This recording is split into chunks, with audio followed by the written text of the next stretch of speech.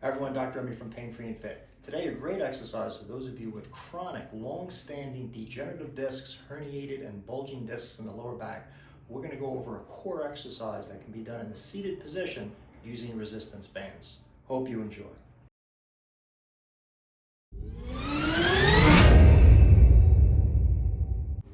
So keep in mind that this exercise is designed for people with chronic disc problems. This is not indicated for those of you who have acute problems with just recently irritated the disc herniation or bulge. You're going to be way too sensitive and this exercise will probably irritate it. But for those of you who have a situation where you've been dealing with for months or years and you find that long periods of sitting aggravate your disc because discs in the lower back get over 12 times the standing body weight compressive stress on them versus standing when they're in the seated position, this exercise will help you to train your endurance of your core stability muscles to hold your spine in a better position. So the way we're going to begin the seated exercise is in the standing position. We're going to figure out through an analysis of our body what our neutral spine position should be for our lower back. Now I'm going to go over just one aspect of that with you right now, which is the anterior and posterior pelvic tilt. If I tilt my pelvis where I roll my whole pelvis forward, meaning I'm dropping my pubic bone and raising my tailbone, I can feel in my lower back that the arch is going to increase with that. If I raise it to a point where I start to feel a little irritation in my back, I know that that's one extreme. I never want to go that far into an arch of my back.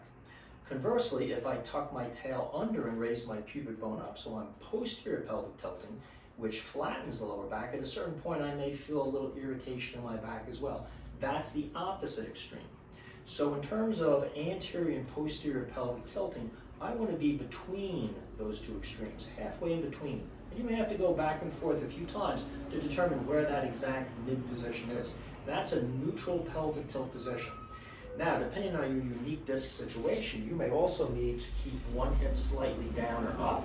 You may need to twist your torso to one side or your pelvis to another. You may need to engage a particular muscle that's stabilizing your lower back, like your multifidus muscle. You may need to relax a certain muscle, let's say your latissimus muscle, or if you're over-contracting one of your oblique muscles, that's putting torque and pressure in your disc. So all of this you'll know through a detailed body analysis of your lower back neutral spine position and your body mechanics as it relates to your pain. The way you do this is by working with a good rehab specialist, or you could get started by taking our free body analysis at the painfreeandfit.com website.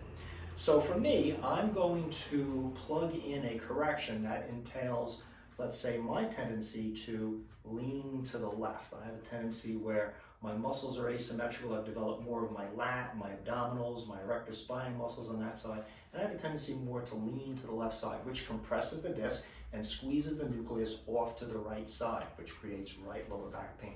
Again, every case of disc herniation and degeneration is different. I'm simply using this as an example. So first, I'll set my pelvic tilt. I'll go back and forth as we talked about, tail up, tail under. I'll find that middle position, and I'll put my hand in my lower back to make sure how much of a curve that's supposed to be.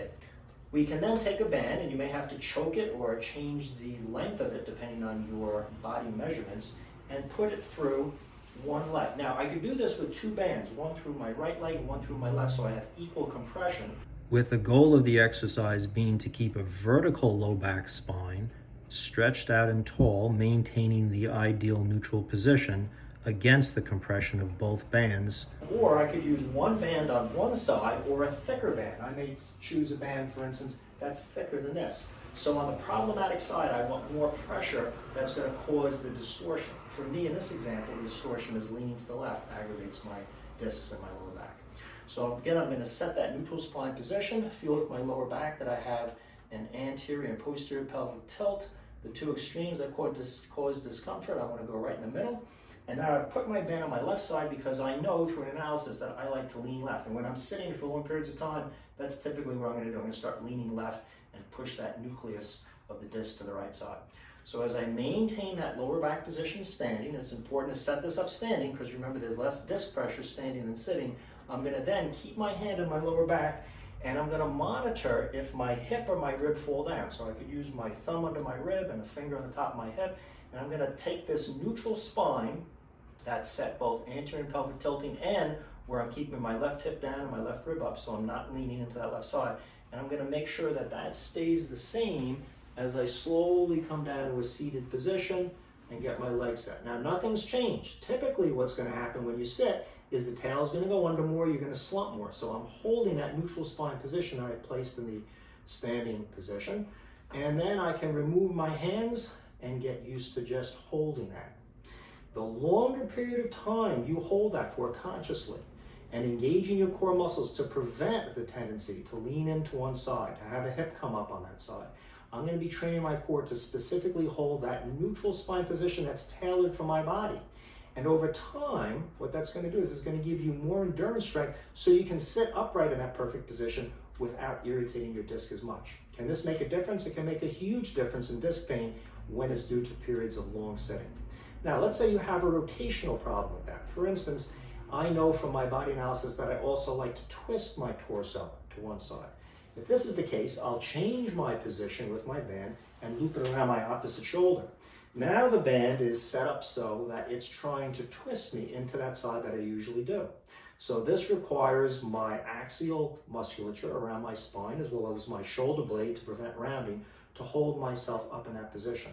And again, I would gradually build this time up, working on this exercise like any strengthening exercise, not every day, but every other day or 3 times a week, and count how many seconds or minutes you hold this for, and gradually, slowly add more time, perhaps only a few seconds, maybe 5 seconds every time, until you're building up to a length of time that you need to sit in.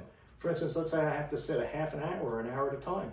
I'd want to build this up so I can do this exercise as I'm working, but it's important that I consciously think about my core muscles so that while I am working, I'm training here, I'm thinking about how I'm holding myself, avoiding the typical tendency to twist to one side, or in the first case, if I have a lateral side leaning problem, I'm avoiding leaning in. I'm resisting the band.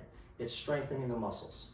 If you've enjoyed this video on band work and seated positions, check out our channel, subscribe to it. We've got a lot of great videos out there to help you on degenerative, herniated, and bulging discs.